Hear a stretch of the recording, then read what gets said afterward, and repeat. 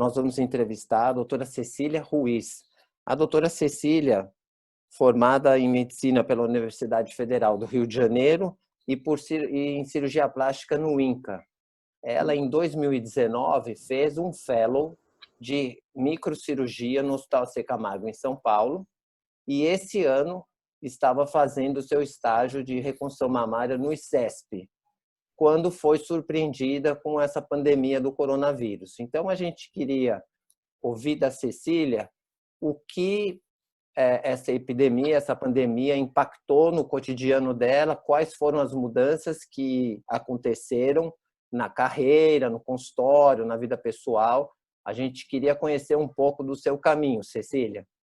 Tá ótimo, prazer, meu nome é Cecília, o senhor já me apresentou aí muito bem, obrigada. Eu vim do Rio e estou morando aqui por volta de 1 ano e meio, né? Eu fiz 1 ano no AC Camargo e tinha dado início aí ao novo fellow. No AC minha carga horária era um pouco puxada, então eu não iniciei a carreira privada, realmente eu não trabalhava fora do AC Camargo.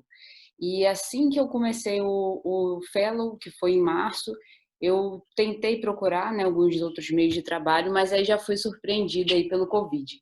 Então, assim que eu iniciei o fellow, que eu ia começar a abrir um pouco mais, né, o leque de opção de trabalho, ficou todo mundo de mãos atadas. Eu, no Rio de Janeiro, durante a minha formação, eu já trabalhava em UTI, em unidade fechada, e fiquei 1 ano parada. Com o Covid, eu, né, parada tanto das reconstruções, a gente tem até algumas reconstruções imediatas, não tem reconstrução tardia, e as micros, que na verdade era o meu grande intuito do estágio, estão congeladas pelo tempo cirúrgico um pouco mais prolongado. Então, eu realmente me dediquei mais, voltei para a minha formação clínica, né, que minha formação é cirúrgica, mas eu realmente trabalhei muito tempo como clínica. E acabei pegando gosto. Então, assim, eu estou há 2 meses dedicando até o meu tempo vago, assim, mais para o estudo clínico, porque a gente fica muito tempo afastado, então, até para ter um know-how de como agir. Eu me ofereci para trabalho no hospital de campanha, mas não tive uma aceitação ainda e acabei dando prioridade para a instituição fechada por ter um corpo clínico formado que dê um pouquinho mais de apoio, né? Ainda mais nessa fase que a gente está iniciando. Agora, acho que os hospitais de campanha já tiveram um caminho aí um pouco mais sólido, mas eu estou em hospital municipal no momento. Eu E vejo que os Cecília, profissionais... claro. Cecília, você no hospital municipal, você está com qual ritmo de plantões? Você está fazendo 12 por 36? Você está indo 2 vezes por semana? Então, eu confesso Que que tipo de paciente você está Uhum. assistindo? Eu confesso que eu estou tentando não sobrecarregar minha carga horária, não por falta de tempo, mas até por conta de imunidade. Então, assim, eu me limito a fazer 12 horas e essas 12 horas são muito intensas. Além do próprio trabalho, pela própria questão emocional que a gente tem, porque é um perfil de paciente que eu confesso não ter visto antes. São evoluções muito rápidas, apesar de todo o sistema que está sendo montado, e realmente os profissionais no início estavam um pouco, ainda mais em questão de adaptação, agora está todo mundo bem empenhado. E eu não posso me queixar quanto a EPI, quanto material, isso está sendo bem fornecido. Mas a questão até emocional do profissional para lidar com a gravidade e de pacientes jovens, pacientes até sem comorbidade, ou pontualmente com hipertensão, uma obesidade, né, que a gente às vezes até trata como uma coisa um pouquinho mais saudável, mas é tão grave quanto. Eu acho que isso é o que tem me desgastado um pouco mais. Então, eu me limito a fazer 12 horas semanais, eventualmente cobertura de algum colega que está sempre com alguma mialgia e com alguma suspeita de Covid. Toda semana, isso é bem cíclico, mas eu tento até para me preservar. E Cecília, além dos plantões, como é o seu dia a dia? Você mora sozinha em São Paulo? Você está com a sua família? Você tem consultório que você teve que fechar? Você faz atividade física? Ou você tem como tá Pois é. isso? Bom, da parte, moro sozinha, minha família é do Rio e eu já estou há mais ou menos uns 2 meses sem vê-los e sem previsão. Meu pai já tem uma idade um pouco mais avançada, minha mãe é jovem, é médica, mas também está se expondo, então eu sou um risco maior, então não tem nem previsão realmente de voltar a ver minha família. Da clínica privada, o meu intuito era começar a ver esse campo esse ano, mas infelizmente assim que eu saí do AC, eu fui limitada. Continuo no Fellow, a gente continua com os atendimentos do paciente até de telemedicina, de ligação, está tendo as cirurgias imediatas, aquelas que precisam de uma cobertura um pouco maior, né, de tecido, limitada a micro, pelo tempo cirúrgico. E também tem os auxílios que tiveram uma queda. Mas, quanto à atividade física, realmente hoje a gente tem um aporte grande aí do Instagram, com vários exercícios, várias recomendações, e eu estou me limitando a isso. Não vou dizer que não estou feliz, porque a academia era alguma coisa forçada.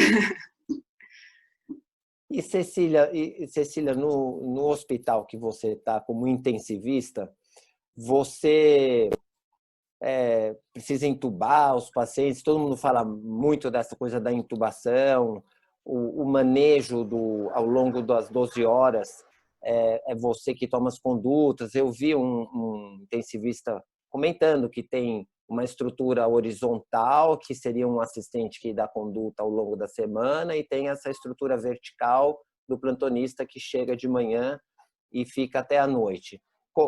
Como que para você isso? Como está sendo? Bom, em hospitais maiores, né, os municipais e estaduais, normalmente tem a UTI, a unidade fechada, e a UTI respiratória que eles montaram para não expor os pacientes, né, da UTI convencional ao provável Covid, até os casos suspeitos. Então, tem sim uma rotina na parte respiratória, tanto na UTI quanto na parte respiratória, e a UTI também dá cobertura para a parte respiratória. Então, tendo alguma arritmia, alguma passagem de algum acesso com um pouco mais de dificuldade, que a respiratória não consegue, tem todo esse aporte do lado cirúrgico, de nefrologista. Então, eu confesso que eu estou surpresa, acho que tá sendo bem respaldado. Eu normalmente faço plantões noturnos, mas eu confesso que viraram plantões diurnos. Meu último plantão, eu cheguei no quarto, foi essa madrugada, era 6h40. Então, são plantões muito pesados. E qual é a sua percepção em termos da pandemia em si? Porque nós estamos vendo um fenômeno curioso, pelo menos eu acho, não estava esperando por isso, que a rede privada ela está ociosa. E Uhum. como que você está vendo assim o movimento na rede pública? Ele está aumentando, está estável? O que você tem visto? A minha impressão é que está estável num grau maior, né, do que no início, mas os pacientes estão vindo um pouco mais graves, não sei se é pela própria evolução da doença. Ainda está tendo fluxo, não está faltando respirador, pelo menos nos locais que eu estou atendendo. Não está faltando respirador, material, os pacientes estão sendo acolhidos pela instituição, mas eu não tenho nem ideia de qual seria a perspectiva. Eu estava ouvindo na rádio que hoje foi liberada Espanha e Madrid. As escolas voltarem em setembro. Então, pelo nosso cálculo, seria outubro, novembro. Eu não tenho nenhuma ideia de perspectiva. Nossa, outubro e novembro, como assim? Agora me perdi um pouco. Porque, teoricamente, nós estamos 1 a 2 meses atrás, né, dos Ah, outros entendi. países. Então, se fosse um cálculo aí linear, Entendi. espero que a minha conta esteja totalmente errada. Ah, eu também. Mas E como você está vendo em relação à sua imunidade? Assim, você deve ter colegas que estavam trabalhando com você que se contaminaram e saíram, e eles retornaram após 14 dias. Você imagina que em algum momento você vai ser contaminada? Como que você vai lidar com isso? Você está sozinha? Você eventualmente, como eu tive a corona, fiquei bastante assustado, mas eu felizmente estava num contexto familiar, não sei como eu ia administrar isso sozinho. Você está imaginando assim, não, alguma hora eu vou pegar, ou você acha que talvez já teve, vai colher sua IgG, É, vai ter positivo? Como você está enxergando isso? é uma questão assim, até que eu sofro uma pressão familiar desse próprio motivo, né? De eu estar isolada aqui sozinha, sem essa assistência, sem essa estrutura familiar para me dar apoio. Mas eu acredito que eu já tenha tido, não sei precisar a época, foi bem no início, então assim, acho que eu devo sim dosar, né? Vários hospitais estão oferecendo as clínicas, mas eu estou contando que eu já tenha tido. Entendi. E você imagina que a vida, assim, porque hoje a gente está vivendo um dilema na cidade, porque vários setores estão espontaneamente voltando, vários consultórios Uhum. estão começando a atender. Você imagina que isso vai gerar uma segunda onda, que o caminho é esse mesmo? Porque fica muito distante de outubro e novembro, as pessoas já estarem retomando um pouco das atividades. E uma dúvida que eu tenho, não sei se você tem essa resposta, se você já está com a sorologia virada, eu que já estou, nós deveríamos poder retomar atividades com mais desenvoltura e o isolamento é um pouco geral. Como que você está vendo isso? Bom, sobre a primeira questão, eu acredito que vai ficar num platô de casos. Assim, os casos vão continuar tendo, vão ficar graves. Acho que deve aumentar um pouco mais, porque a população já está se expondo, né, por questões financeiras ou até da própria paciência. Exemplo, não tive, então eu vou para a rua. Então, eu acredito que a situação deve piorar aí no próximo mês por isso, né, pela impaciência das pessoas pela situação.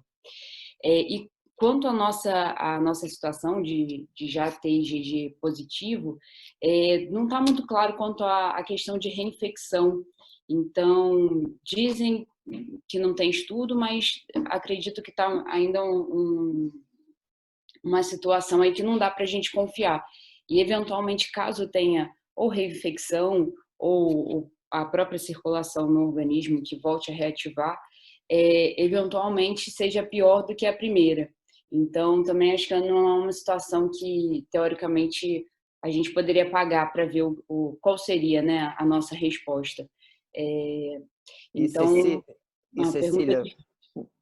me diz uma coisa.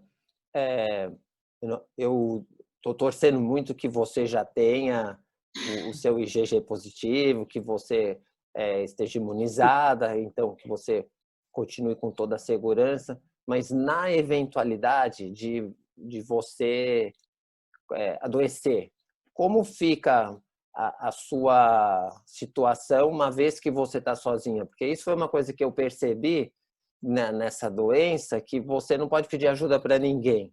É, Então, até na época, eu mapeei alguns colegas que já tinham passado por isso. Falei, não, então se eu tiver que pedir ajuda para alguém, eu tenho já esses sabe. que já tiveram. Porque a questão da solidão é um fator impactante dessa pandemia, que é uma coisa nova para todos, que todo mundo sempre ficou doente com uma rede emocional que nos suporta nos momentos difíceis e de repente a gente se vê numa situação bem particular. Você já pensou como seria o plano de ação se você viesse a adoecer? Já pensei. A gente tem que ter esse plano B, né? Eu tenho alguns amigos que já se exporam, não têm registrado, né, o IgG, mas eventualmente acusam já ter tido pelos sintomas, pela exposição. E acredito sim que eu iria recorrer a eles. E no meu próprio prédio, eu acredito que em vários prédios tenham sido feitos isso também. Tem uma lista de pessoas jovens que se disponibilizam a ajudar, que eventualmente tenha. No meu prédio já tiveram outros casos, casos até graves, envolvendo Covid. Então, realmente, tá todo mundo bem consciente. No meu prédio tem muita gente jovem, por ser perto de universidade, de faculdade. Então, acho que também eu poderia contar aí com essa ajuda comunitária, além de amigos, né, que já tiveram, mas eu vejo que as pessoas estão bem solidárias e seria uma forma também de agregar. Claro, claro. Eu queria que você, que está passando por isso, desse uma mensagem. Assim, você está tendo uma experiência bastante particular, porque você arregaçou as mangas. Como você teve uma excelente formação, então você tinha todo esse recurso da sua formação clínica, de já ter dado plantão em UTIs, então para você foi mais fácil de aderir a recuperar esses conceitos. Mas qual é a mensagem que você dá para o jovem cirurgião plástico que acabou de entrar no mercado? Como que você está vendo o ano que vem? O que você está aprendendo com essa Uhum. sua experiência? Eu queria que você desse uma mensagem e eu queria te parabenizar pela sua atitude de retomar toda essa sua formação, de estar sendo extremamente útil, corajosa. Eu acho que pessoas como você fazem a maior diferença. Muito obrigada. Cecília, tudo bem? Tudo bem? Aproveitando aí o gancho do Dr. Luiz, do Dr. Felipe, em relação, agora a gente está com as cirurgias paradas, né? Antes de você dar a sua mensagem, mas a perspectiva é que talvez entre um mês, talvez até antes, comecem a voltar a ter cirurgias. Como é que você acha que vai conseguir conciliar isso, tendo que ir para a UTI e tendo que ir para as cirurgias? Você acha que vai atrapalhar nessa questão do retorno, ou mesmo no fellow, você acha que isso tem atrapalhado ou não tem atrapalhado? Porque eu já vi alguns colegas que estão querendo voltar da plantão, cirurgiões plásticos, mas estão nessa dúvida se já voltam, se já acham que vão ter cirurgia de novo e acabam nunca começando e vão postergando. Eu queria saber a sua opinião em relação a isso. Uhum. Minha opinião, no meu caso, não me atrapalharia, até porque eu peguei plantões noturnos, eu tenho só um fixo mesmo, até para eventualmente não perder os meus auxílios. Então, eu me deixo todos os dias, né, a carga diurna, a disponibilidade de cirurgia. Então, tendo tanto no ICESP quanto particular, eu tenho meus dias livres. Não acho que seja impeditivo. Mas eu não vejo uma perspectiva de retorno aí em pelo menos 1 a 2 meses, até porque, por mais que os planos, né, quando não são cirurgias particulares, já tenham liberados, os próprios pacientes não querem se expor. Então, é uma situação até de convencimento para os pacientes que há essa segurança deles se exporem, para daí retomar as cirurgias eletivas, né? Enfim, mas eu acho que agora é até uma conscientização dos pacientes, né? Vai ser uma segunda fase, dos pacientes se sentirem seguros de se exporem a cirurgias eletivas. Perfeito. E agora essa mensagem. Obrigado. Bom, minha mensagem é que, infelizmente, essa enfermidade pegou todo mundo de surpresa, me pegou numa fase de transição que eu estava até um pouco infeliz com o andamento de toda a minha formação, que é difícil, né, o início do cirurgião plástico, mas me fez ver que tem muito profissional aí unido, se solidarizando e para a gente também ver que não é só a parte do especialista, né? Eu vi uma mensagem que é bem bonita. Agora ninguém precisa do especialista, todo mundo precisa de um médico.